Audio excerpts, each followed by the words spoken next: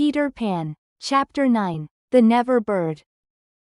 The last sound Peter heard before he was quite alone were the mermaids retiring one by one to their bedchambers under the sea. He was too far away to hear their doors shut, but every door in the coral caves where they live rings a tiny bell when it opens or closes, as in all the nicest houses on the mainland, and he heard the bells. Steadily the waters rose till they were nibbling at his feet, and to pass the time until they made their final gulp, he watched the only thing on the lagoon. He thought it was a piece of floating paper, perhaps part of the kite, and wondered idly how long it would take to drift ashore. Presently he noticed as an odd thing, that it was undoubtedly out upon the lagoon with some definite purpose. For it was fighting the tide, and sometimes winning, and when it won, Peter, always sympathetic to the weaker side, could not help clapping. It was such a gallant piece of paper. It was not really a piece of paper. It was the Never Bird, making desperate efforts to reach Peter on the nest, by working her wings, in a way she had learned since the nest fell into the water.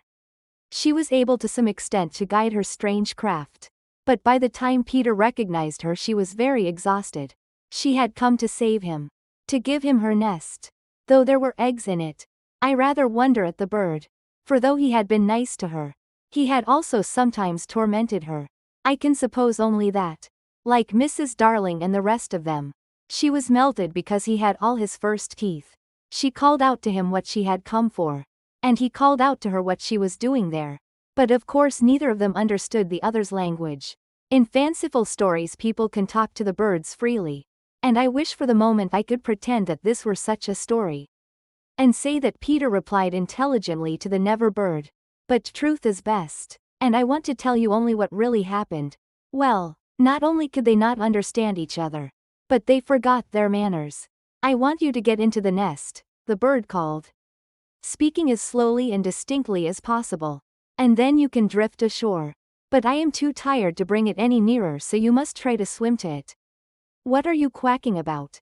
Peter answered. "Why don't you let the nest drift as usual?" "I want you," the bird said, and repeated it all over. Then Peter tried slow and distinct. "What are you quacking about?" And so on. The Never Bird became irritated. "They have very short tempers. You dunderheaded little jay," she screamed. "Why don't you do as I tell you?" Peter felt that she was calling him names, and at a venture he retorted hotly, "So are you." Then rather curiously they both snapped out the same remark. "Shut up, shut up."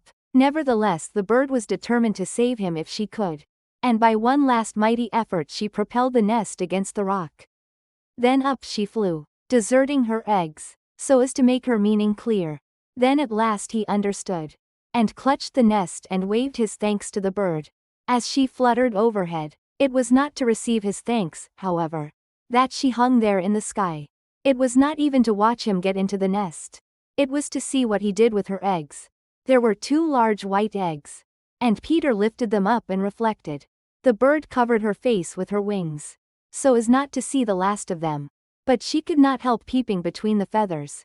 I forget whether I have told you that there was a stave on the rock, driven into it by some buccaneers of long ago, to mark the site of buried treasure. The children had discovered the glittering hoard, and when in a mischievous mood used to fling showers of moidores, diamonds, pearls and pieces of 8 to the gulls, who pounced upon them for food, and then flew away, raging at the scurvy trick that had been played upon them. The stave was still there, and on it Starkey had hung his hat, a deep tarpaulin, watertight, with a broad brim. Peter put the eggs into this hat and set it on the lagoon. It floated beautifully. The Never Bird saw at once what he was up to, and screamed her admiration of him. And, alas, Peter crowed his agreement with her. Then he got into the nest, reared the stave in it as a mast, and hung up his shirt for a sail. At the same moment the bird fluttered down upon the hat, and once more sat snugly on her eggs. She drifted in one direction, and he was borne off in another, both cheering. Of course when Peter landed he beached his bark in a place where the bird would easily find it, but the hat was such a great success that she abandoned the nest. It drifted about till it went to pieces, and often Starkey came to the shore of the lagoon, and with many bitter feelings watched the bird sitting on his hat. As we shall not see her again, It may be worth mentioning here that all never birds now build in that shape of nest, with a broad brim on which the youngsters take an airing. Great were the rejoicings when Peter reached the home under the ground. Almost as soon as Wendy, who had been carried hither and thither by the kite, every boy had adventures to tell. But perhaps the biggest adventure of all was that they were several hours late for bed. This so inflated them that they did various dodgy things to get staying up still longer, such as demanding bandages. But Wendy, though glorying in having them all home again safe and sound, was scandalized by the lateness of the hour, and cried, to bed," in a voice that had to be obeyed. Next day, however, she was awfully tender, and gave out bandages to every one, and they played till bedtime at limping about, and carrying their arms in slings.